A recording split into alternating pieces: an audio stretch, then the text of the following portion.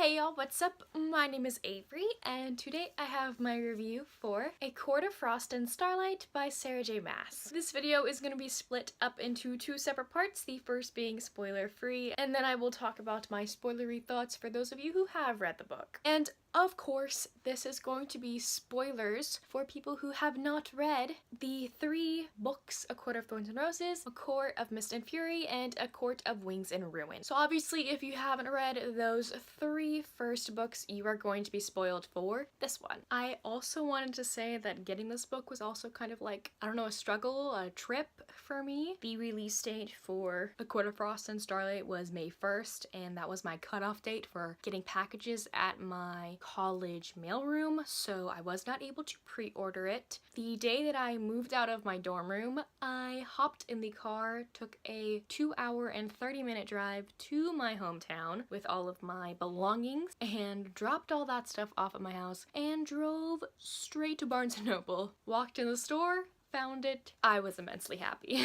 So this, of course, is the novella that Sarah J Maas came out with that everyone was super excited for. This is the bridge novel that will connect the three main books in the first trilogy and the books in the next series that she is writing. And we also know who and what this series is going to be about by the last little chapter of this book. We get a snippet into the next one, so I'm super excited about what the next books are going to bring forth. This book is mainly just about the inner circle and their time at the winter solstice and Feyre's birthday and just the inner workings of the Night Court and Valaris as a whole. I know that I've seen other viewers' videos and posts, and they say that not a lot of action goes on in this book. Yes, that is true, not a lot of action. So as for the other books, like no major wars or anything like that happen in this 200-something page book. Mainly people are upset because nothing really happened,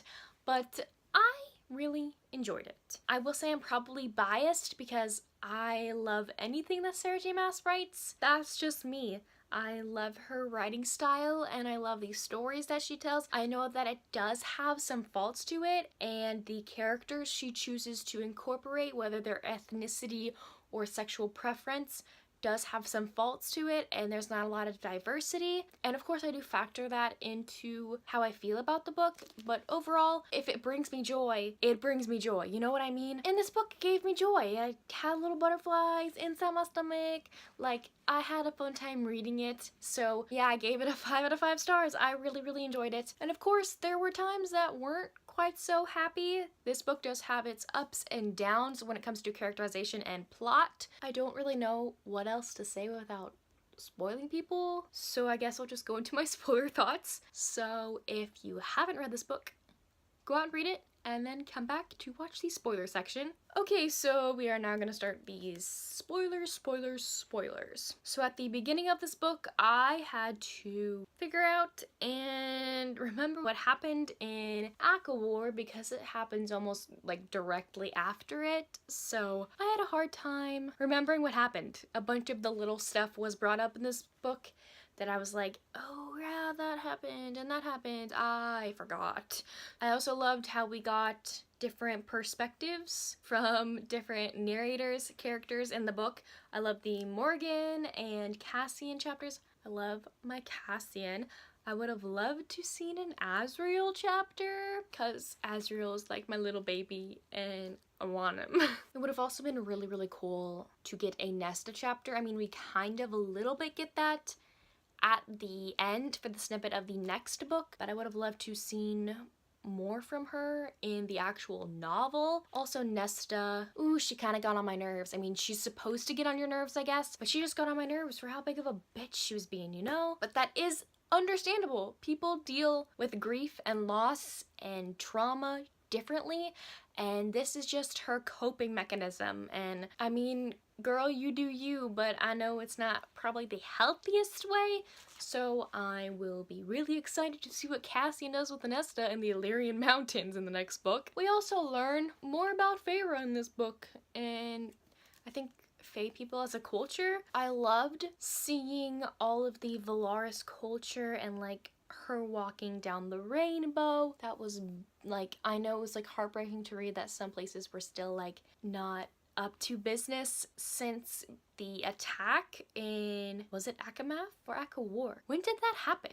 I forget, all these books blend together for me. I just loved the art aspect of the book because I'm a big art person. My mom was an art major, so art has influenced my childhood and me as a whole, very much so. I enjoyed reading more about her art and how her art helped children grieve and cope with the loss that they faced during the attack on Valaris. I thought that was beautiful to read about. Another thing we learn about the Faes is that women have their cycle twice a year, and that's it. I mean, Feyre talks about how like excruciatingly like painful it is in like that amount of time, but like, girl, what I wouldn't give to have my period only twice a year. I need that in my life. I wish I was a fae just so I didn't have my period 12 times a year. That's ridiculous. Feyre also turned 21 in this book,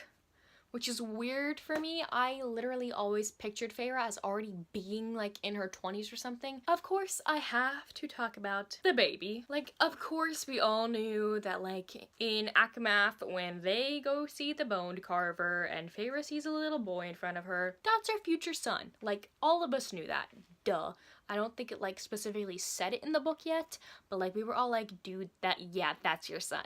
And it was just like a flood of relief to finally be right about one of my theories in this book. And this was like a theory I had day one, like right when she said it in Akamath. I was like, that's her freaking son. Duh. I was also right about another prediction in this series to where she would want to have a baby in this book. I mean, Sarah J Maas is pregnant right now, if not almost giving birth, so I bet she was having like baby fever or like in the mood to talk about babies or something. I think everyone knew that Feyre was gonna want to have a baby. The like realization that she has when she realizes, oh, I want to give Rhys a baby. That's what his gift will be for the winter solstice. The way she comes about that is seeing that woman in the shop who tells her story about her husband dying in war and them never ever being able to have a child, and that is like one of her deepest regrets ever. And then Feyre just thinks like, I don't want that to happen to me, so I want to give Rhys this gift, which that is beautiful, but it was kind of a little bit strange because Feyre was kind of, I don't know, set in her ways, I guess, in Akamath, which was not even a year before when she said she didn't want to have kids yet. So I thought that part was a little strange. I thought it was beautiful how she came to the realization of that she wanted to have a baby, but I don't know, it kind of was like a 180 into what she felt a couple months ago. I loved that she wants to have a baby because I love babies in books and I want her to have a baby with Rhys, but I don't know, it's just a little weird for me, you know? And I know we probably won't get a baby for a while now in the series, like many books later, because they said that it takes a while for Faye to become pregnant, but I want this baby so badly in my life. I want even more fan art of Feyre and Rhys's child, because that will warm my heart immensely. We also learn a lot more about Mor in this book. We actually get that scene of her like flashing back where she is basically left to die with nails left in her body. Oh my gosh, that part. Ooh, that was hard to read. I knew that happened and I knew she had gone through that. It's just even more heartbreaking to read physically what she felt in that situation, and oh, it pulled at my heartstrings. Another character that I would love to talk about is Amren.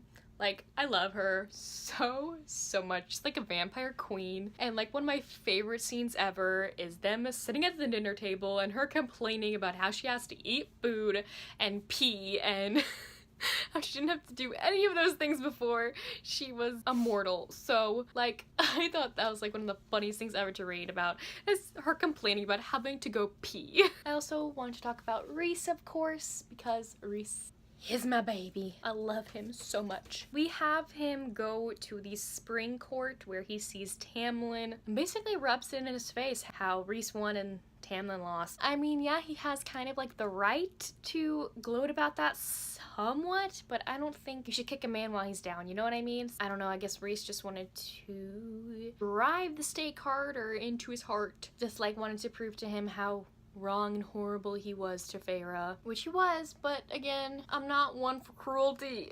Another scene that I really, really loved was how Rhys tells Feyre that all of her dresses were made by his mother. That is wonderful. I mean, that's kind of weird considering that she doesn't know what size Feyre is and they're kind of all perfect on her. So maybe that was just a coincidence or they got it fitted to her.